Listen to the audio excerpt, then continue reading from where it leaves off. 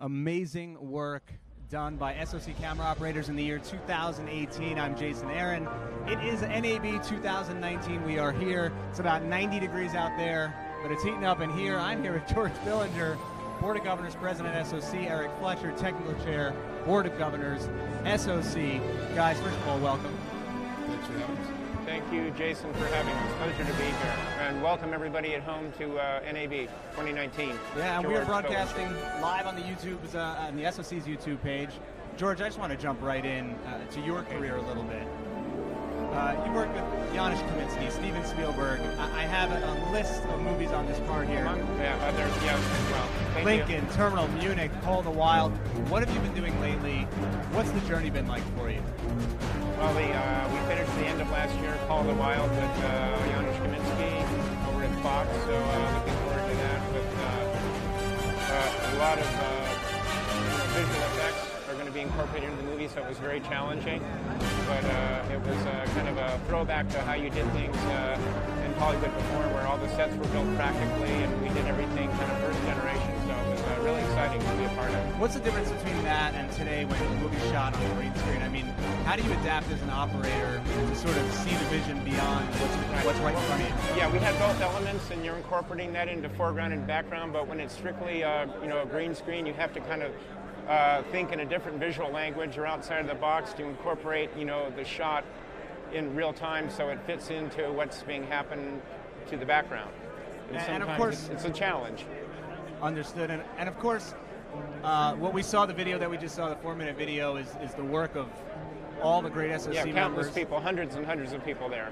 And what's it like being involved with the SOC as the president? I mean, it's not just the going to work and being on set every day, but also, sort of overseeing what all your brothers and sisters in the field are doing. Right. I had no idea what I was getting into.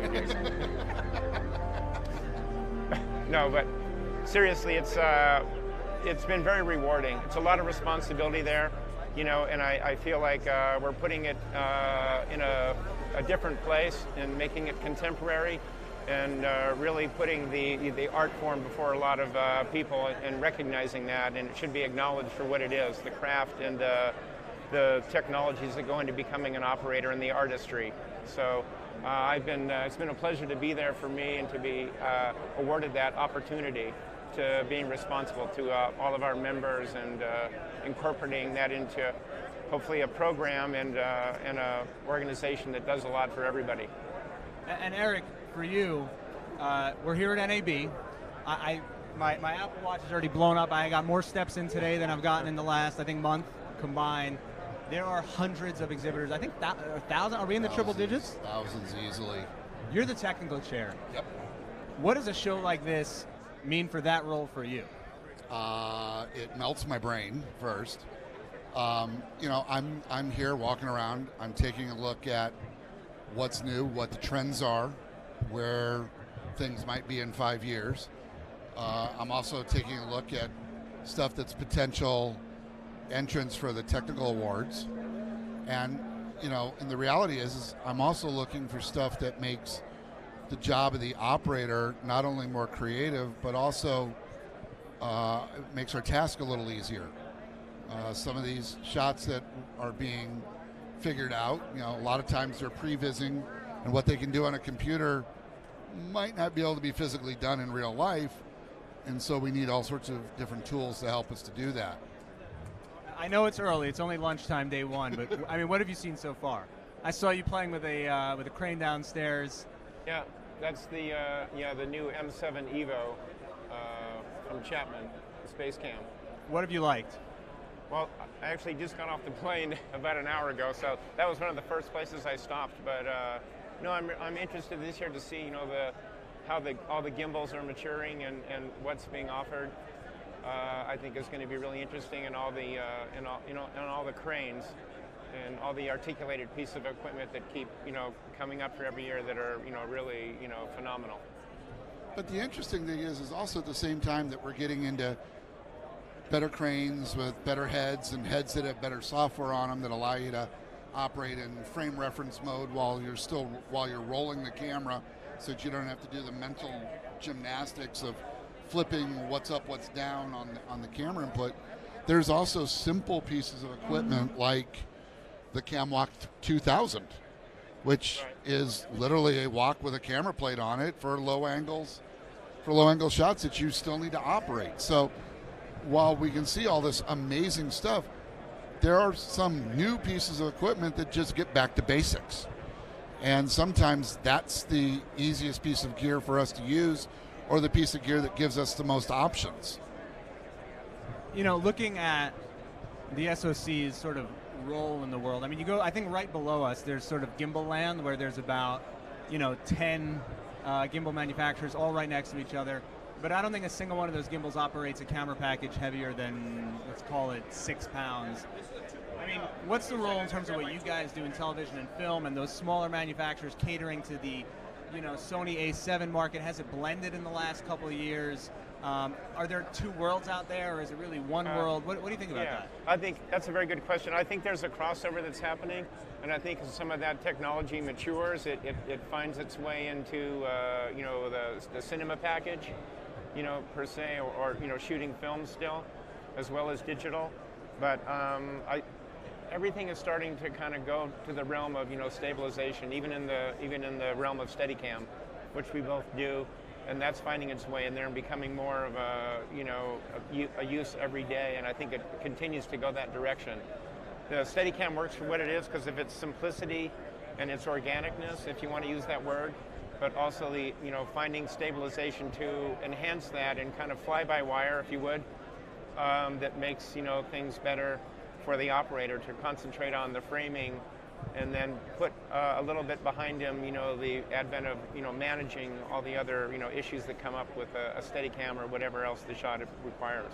So are you guys more old school? I mean, do you still like the old mechanical way to do it, or is the electronic way better or different? I mean, how do you feel about that? Look, I get why there's stabilization. It does it for two folds. One, I hate to use this term, but it does lower the bar of entry because, for the longest time, we were judged by how good our horizons are, how good our intrinsic framing is, and if that Steadicam shot looks more like a dolly shot, that was a better thing.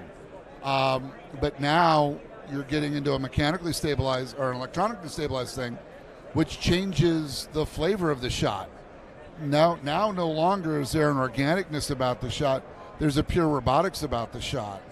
But on the flip side, it does help in a CG movie because now the tracking is simpler for the CG artists because they can expect a level horizon 99% of the time, and it requires them to have to do less there.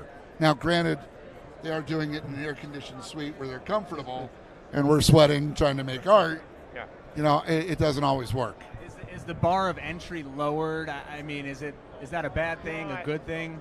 I don't know if it's lowered. It just you're putting it in the hands of people who are I think going to be using that in a way that they wouldn't have access to before. And I think you got to be able to do both. I subscribe to using the new technologies, but also having a background or a foundation in what came before that and being able to manage that. So it's like saying, a combustion engine versus a car that's electrically powered, to be able to drive both, but they both, they're finding a place and they're still kind of viable at this point. So it's the same way, I think, with how it's integrating into camera platforms. The bottom line for me is you still have to be able to tell a story. You still have to be able to frame a shot and make it interesting and tell the story visually. There are electric autonomous cars. There are gasoline cars. If you put a Michael Schumacher or a Max Verstappen in either of the cars, they're going to extract more out of that car than me or you. Maybe you, because I used to teach that. But the reality is in the end, it's the individual who's holding the piece of gear telling the story. And it gets back to the bottom line is telling the story. It doesn't matter how whiz-bang the gear is. There were amazing stories told with hand-crank cameras. There were amazing stories told with silent cameras or with blimped cameras where the blimp was the size of an outhouse. So just because somebody gets an A7 and a gimbal doesn't mean that they're a filmmaker if they can't tell a story. I think that's one of the interesting things. In fact, if you walk the halls of NAB, the word story is on all of NAB's advertising, and it is a throwback to that, to say, listen, we get it. The gear's getting better. There are a ton of manufacturers. There's 100 ways to do everything now, literally, as you go from booth to booth to booth. But ultimately, it is really all about story. And with the gear getting better, it just opens up the possibilities of how we tell the story. But you still have to have story first and be a storyteller to use it. And shifting focus a little bit, we come to the SOC Awards dinner. It was just a few months ago. It was in Hollywood, California, a great dinner. It's the 40th year. I mean, what does that mean to you guys? Well, it's a legacy that we're being true to, I think, with every show, and it's part of our history and a legacy to be really proud of, and to pay tribute to, like you said, all these great stories that are told every year, and how well they're told, and our members that are there, do some amazing work, the execution. Everything from the shot choices and design are phenomenal, and to be able to have that and put it in front of people, it's a great evening, and it's to be celebrated for the group of collective artisans that make the movie. And you come back to some of the clips we saw in the opening clip that was the opening clip for this year's awards dinner, and just the critical acclaim, the amount of Oscar nominations and Emmy nominations from these clips. Yeah. I mean, what does that speak to? Well, I mean, think about it. Those images are seen by billions of people, and they're created by just a few people. And it's a lot of fun. I mean, I was very lucky. I did a television show that was extraordinarily popular, and I get people if I'm wearing that hat that I've never met before. Oh my God, love that show. And it's fun doing that. But sitting in that room, I've been a member of the SOC since 1994.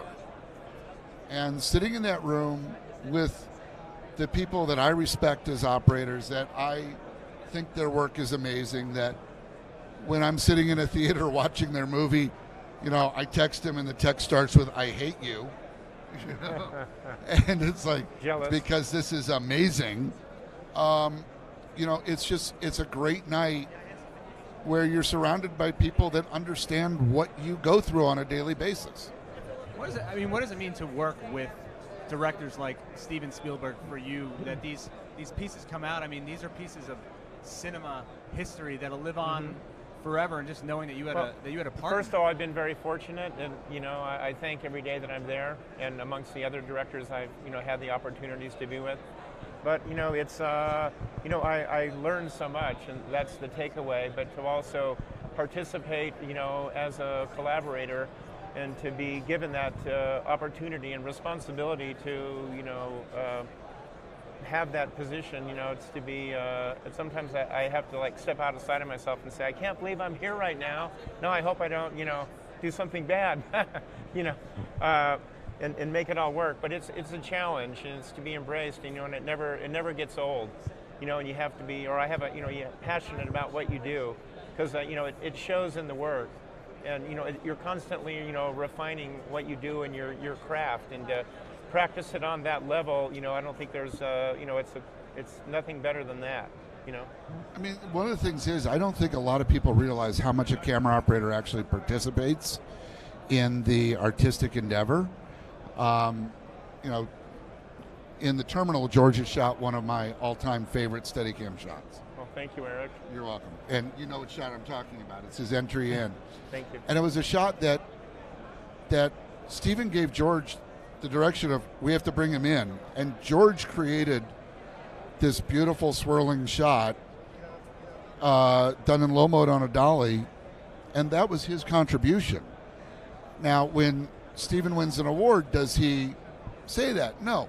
But what he does is the conglomeration of multiple people's contributions.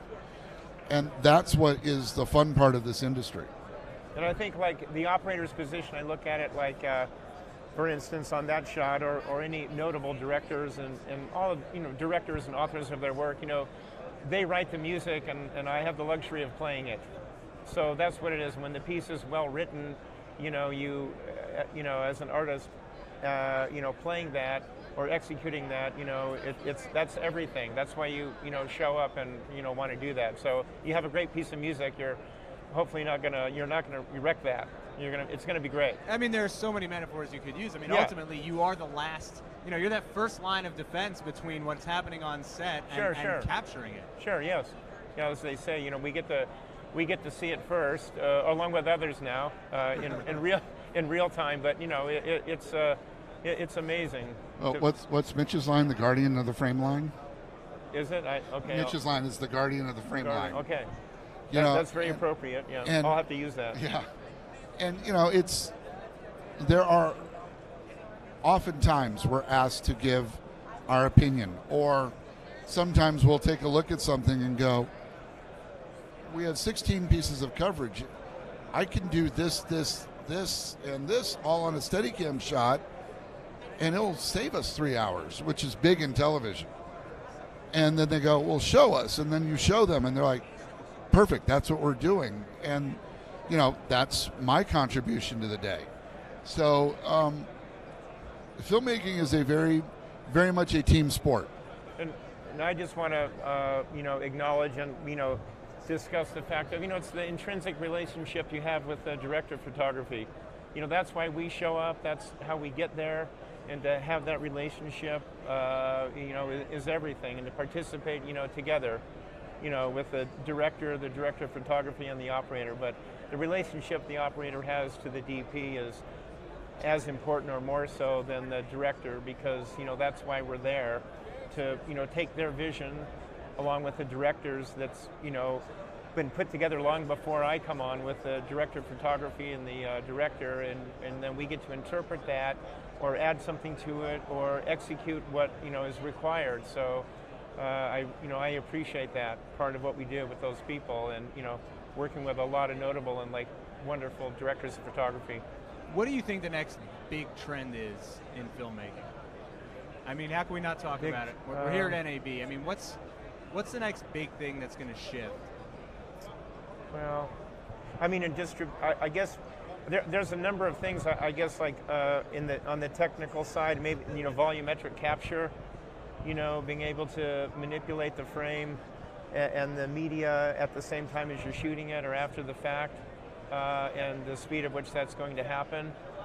And then also, I think the other thing is the distribution platforms, streaming and that immediacy, and how rapid that's going to find its way into the social norm, whether it's theatrical or a hybrid television-based experience. That was the biggest talk during award season this year, of course. Netflix film getting nominated for an Oscar, and Steven Spielberg actually was one of the people that was against it, for lack of a better way of putting it. But I mean, there's no doubt about it. Netflix is behind some major projects now, and kind of, putting them in a studio on some of the bigger projects, putting them in a theater rather for a week or two just to kind of get it in there. But I think that shift, the delivery shift, is huge. And we talked earlier about how you can grab a Sony A7S, and if you could tell a story, I mean, you could tell it now for a couple $1,000. Right. And just the platforms and the delivery to be able to make that happen now. Right. You could take a film and put it on Amazon tomorrow and make it available for everybody to watch. It's going to give people who maybe wanted to experiment with the filmmaking or that part of the art form or whatever art form, because I think they all relate, but it'll give them, there'll be a lot of new voices, which is, to be, admired, and stuff will come of that. The more people doing it, and, fresh set of eyes and minds and people coming up with ideas that, need to be shown. So that part of it is, really good. As operators, does that excite you to get that phone call from a no-name director, a no-name writer who've never worked on anything, and read a script and go, I would love to do it. I would love to do this. I mean, look, there's a great story of a director of photography who got tired of doing what he was doing, commercials, things like this, and he decides he's going to go find the director candidate out of AFI and is going to hitch his wagon to it.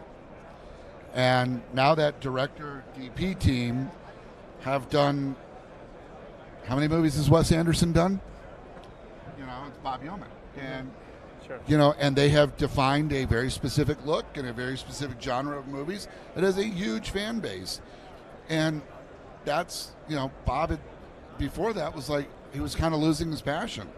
And he found this kid and it was like, you know, this is fun and interesting again. And especially with some of their rules that they do in the way they operate their films, because Wes wants vanishing points, so there's no tilting involved. All headroom heights are done on the dolly arm. They're all booms, you know. But there are times that I get a script and it's like, this is going to be fun, and I don't care who's attached, because if the person was able to make it through all the processes to get it to the point that it's going to be produced, you know, we're going to have some fun. There's so many unknown qualities that going into making a project, and then the product that comes out of it. So I never discount anything, and and it's it's always liberating to talk to someone or participate with somebody who has a point of view that you admire, or that's innovative. So that's it's always good. And we have a couple minutes left here. Let's Okay. talk about the SOC. I mean, what's next for the SOC in 2019 and heading into right. 2020? Well, we're already working on the award show. Yeah. For 2020. But we have some workshops we're putting together, because I believe it's good to give back and to put before the members, like for instance being in the show, and like what Eric gives the the technical walkthrough here, is to expose them to things that make the job better, and not even easier, but just to come up with new ways of attacking a problem. So we have workshops scheduled. I know we have a speed mentoring get Speed together mentoring coming next up, Sunday. And, next Sunday it is, yeah. So it's about engagement and outreach, and education is a big part of that. We're also doing a speed mentoring event at Cine Gear. So if people sign up for that on the website, they can get to that. I think we're planning at least one crane workshop this year, possibly one on the East Coast, one on the West Coast. Right. Some operator workshops. Again, there will be the technical awards, which on Tech Day, all SOC members are invited to come and take a look at the gear after it's been judged. There's a lot of outreach going on, and we're trying to include more across the country. And I think this is the year where the SOC really moves forward in more education.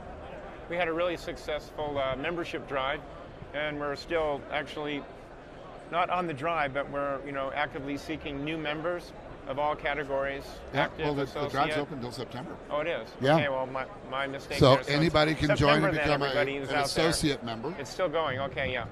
But we, invite all those people who have ever thought about it or have a place to be inclusive and to, apply. Please do. And of course, we're live on the SOC YouTube page right now. So assuming if you're here, you can find your way over to the homepage to get more information on the workshops, the education, the speed mentoring, everything. It's soc.org. Everything's there. Can't get easier than that. George, Eric, thanks for taking the time. Jason, it's a pleasure. Thank you for having both of us. Thank you, Jason. This was great. Talk to you guys soon. Okay, enjoy NAB, everybody, if you're still tuned in. Have a good afternoon. Thank you.